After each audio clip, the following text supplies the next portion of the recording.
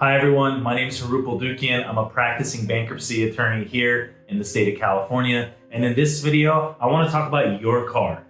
Let's talk about the Chapter 7 bankruptcy. What happens to your car if you're thinking of filing for bankruptcy protection? It's a common misconception that people think that as soon as they file for bankruptcy, they're going to lose all their stuff.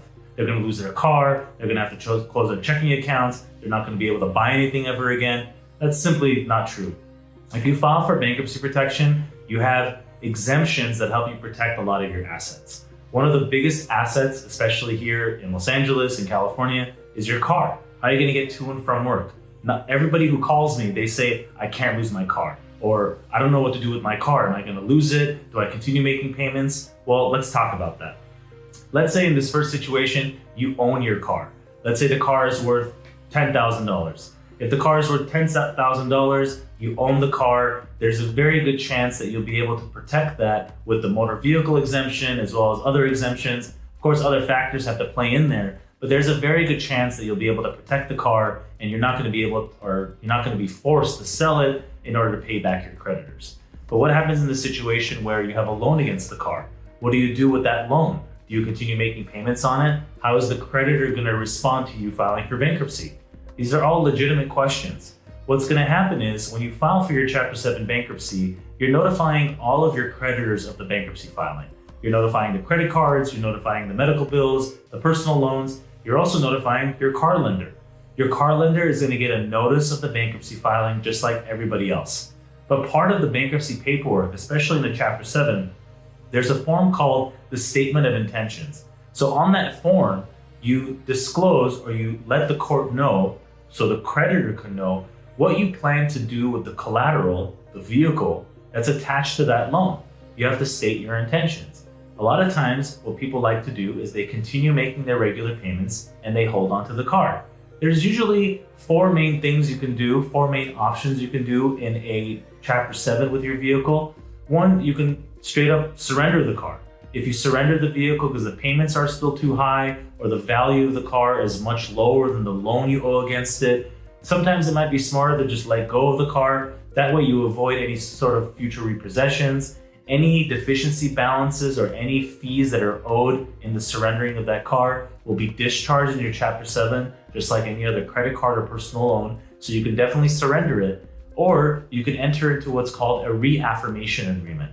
The reaffirmation agreement is an agreement between you and your lender where you're re-obligating yourself to your car loan. You're re-obligating yourself to the original terms of the car loan. Sometimes we're able to negotiate with some of these lenders and either extend out payments or work with the interest rate, but most of the time you're just signing to re-obligate yourself to that car loan. You're basically doubling down. You're telling the creditor, hey, I want to keep the car, I want to be responsible for the payments, so in turn, the creditor will shift your account back to normal status. It won't be in bankruptcy status, and I have a positive ranking in your credit report. That's the best way for you to rebuild credit, is to reaffirm that debt. Another thing you can do is you can redeem the car loan. Redeeming the car loan is a little bit of a different process. If the value of the car is less than what you owe on it, you can go through a redemption company. There's a lot of finance companies that work within the bankruptcy sphere where they will help you obtain a loan, usually for a higher rate than what you're paying, so you can pay less than what the value of the car is, or you can pay up to what the value of the car is. It works in different ways. You have to get the car appraised, you have to qualify for the loan, a separate motion has to be filed. It's a little bit more complicated and you can incur additional fees for that, but a redemption is another thing you can do to pay that original loan off, and now you'll have a redemption loan or a loan through that redemption company where you might be paying a higher interest rate, but you're paying the fair market value of the car, what the car is currently worth. Another option is to continue making your regular payments like we mentioned. A lot of times, some creditors will just let you continue making your regular payments and they won't touch the vehicle as long as you're current on the car. There is a catch to that. The creditor will likely keep your account in the bankruptcy system, meaning that their bankruptcy department will process all payments. You may not be able to get the perks of having that car lender, meaning your portal, you might lose access to your online portal or how you were making payments. You may be required to call in your payment every month. So there are some changes that do occur after you do file, but you don't have to re-obligate yourself to the car.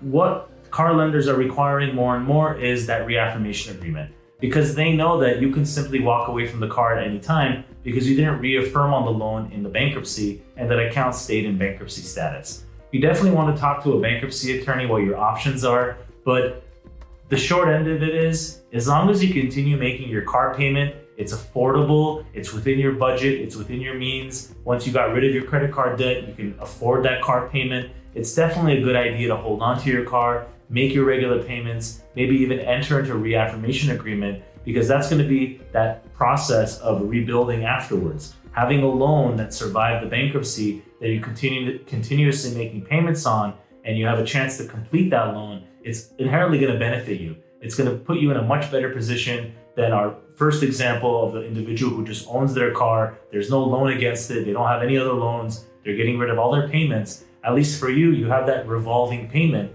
and your credit score is definitely going to benefit from that.